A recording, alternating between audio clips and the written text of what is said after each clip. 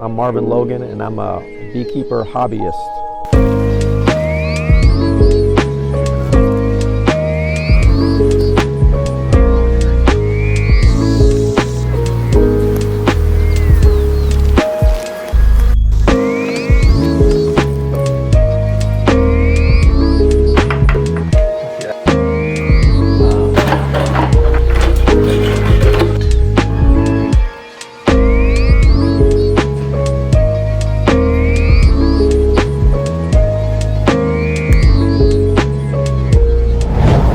Out in the country, and back then I thought it would be nice to do that since I had so much space. The main reason for wanting to do it really is, number one, I thought it'd be an interesting hobby, but the more I learned about it, the more I realized there's really a need for bees. We have a shortage of bees in this country, believe it or not, and they do a lot of the work of pollinating our plants, which produce a lot of our food.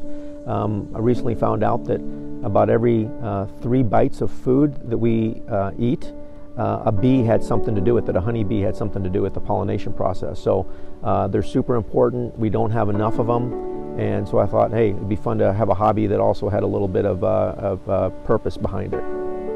I joke with my son a little bit. He keeps saying, I'm going to make honey. I don't make the honey. The bees make the honey. I'm going to extract the honey. Actually, it's really harvesting the honey is what we're going to be doing. And then once we harvest it, we'll extract it. The hives are made up of wooden boxes that have frames in them.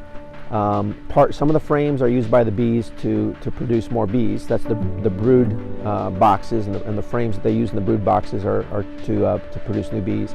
The other frames, they store up pollen and honey. And we are going to be taking some of the honey from the bees. We're not going to take all of it. We're going to take enough that we can use. This will be the last harvest that I do this year. So the rest of the summer, they will continue to make honey, and we'll make sure we don't starve them through the winter. And we'll take frames out of the hives.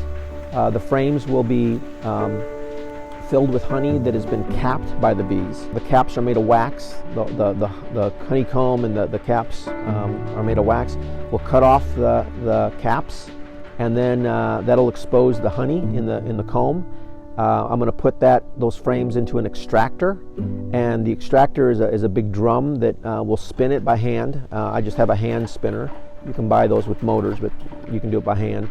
And centrifugal force will then force the honey out of the frames and into the cylinder, and then we'll collect that in the cylinder, take that off and put it into a bucket that has a strainer, and then a filter, and then it'll just filter. So it's just filtered honey. There's no other. That's what we'll bottle is the filtered honey. So that's basically the process. It's pretty simple. It can be a little messy. It takes a little time, but it's not a lot of hard work. So this is my second summer in keeping bees. I started last year in the spring. I learned a lot last year, but it wasn't a super successful year. I lost both of mine. I lost one in January, and then the other one basically came out of the winter very weak and ended up dying in the early spring. So this year I got 2 more. I used a lot of the equipment that I had from last year, and I got 2 more plus a third one a little bit later into the spring. So I have 3 hives right now, and it's the second year, like I said. The 2 of the hives that came out of last year really gave the bees this year a super head start. And the reason for that is that a lot of the work that the bees do early on is producing honeycomb, and that's what they use to producing new bees. They use those as the kind of the nests for the new bees, and then also that's where they put all their honey. So last year, the bees that didn't make it built a lot of honeycomb that I could reuse this year, and it gave the bees this year a head start. The two larger hives that I have are Italian bees. The third one that I have that I bought later in the spring, they're kind of called mutts. We really don't know what they are. They were purchased from a more local beekeeper. The Italian bees tend to be easier to work with. They're a little bit more docile in nature. They are not quite as hardy maybe as some of the other types of bees, but they do well in Indiana. The Italian bees that I have are a hybrid type bee, they tend to resist varroa mites, which are a problem for beekeepers. There's a lot to learn, and in fact, there's a lot of information out there, and then there's a lot of opinions, and people do things different ways.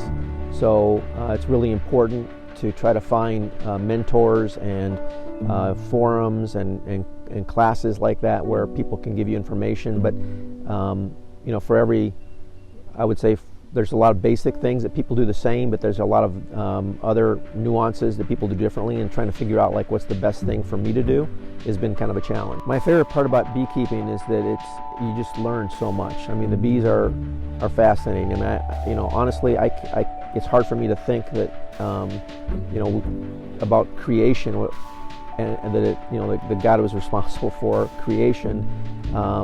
And not like point back to the bee and say, wow, how could this just have happened? I mean, it's just so, they're just so fascinating. The bees, you know, that you see bees flying around from flowers to flowers, and what they're doing is they're collecting nectar from the flowers. It's a sweet liquid that flowers make.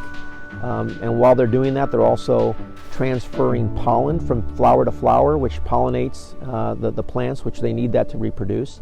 But they take their tongue and they put it into the flower, and they pull out this nectar, and they store that nectar in what's called their honey stomach, which is different than their food stomach. It's a different place where they store nectar. They will travel from flower to flower. When they fill up that honey stomach, they'll go back to the hive, and then they'll transfer that nectar from bee to bee. And as they're doing that, the bees are processing it within their bodies into honey. And then the honey is stored in the comb, which is like little plastic honey jars or something like that they make themselves. You probably have seen those, that shape that they make. They store it in there, and then there's a lot of still moisture in that honey, and they will fan it with their wings to evaporate that moisture. And most of the water content is removed, and it's pure honey, they will then cap it with wax to protect it and seal it, basically for use in the future.